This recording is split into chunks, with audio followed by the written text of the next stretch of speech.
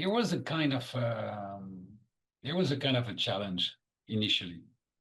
Um, the challenge was that, I grew up a part of my youth in Paris, and some cities are very cinematographic. I mean, New York, San Francisco, Paris, and they become some kind of a cliche. And I do believe that a fairy tale does not exist if you take out the castle. It doesn't. But because why? Because the castle becomes as important as a character. Um, the land in a story is sometimes as relevant and as important as a character. So to be it needs to be impersonated. It needs to have its own character. And most of the time, cities plays a really cinematic role in a movie, for example, or in a story, but they don't they don't have their own personality. And so I saw that as a French, being from Paris, I mean, I had to do that. That was the minimum I had to do.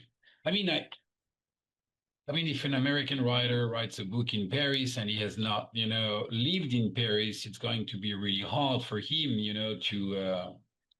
um, to grab some elements. But me, as a Parisian, I had to do it. But to do it, there is two ways, in fact, of doing it.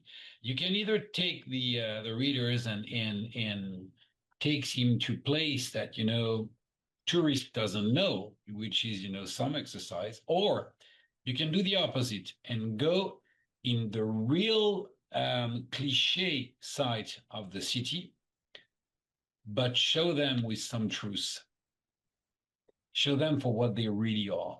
And so, for example, having the restaurant in Montmartre was having this challenge of saying, okay, I'm going to take the clicheest part of Paris, but I'm going to show that it's not a cliche. Um, with keeping the magic of the cliche, because you can't spit, on a cliche. I mean, cliche, they have their quality, and they are not a cliche for nothing. And and I have high respect for cliche.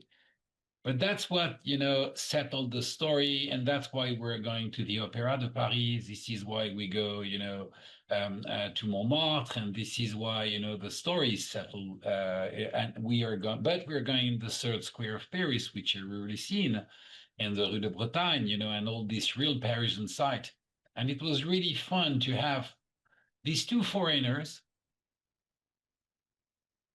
being under the influence of the most romantic city of the world, as it's being called, but not, knowing it, but feeling it, if I may say so.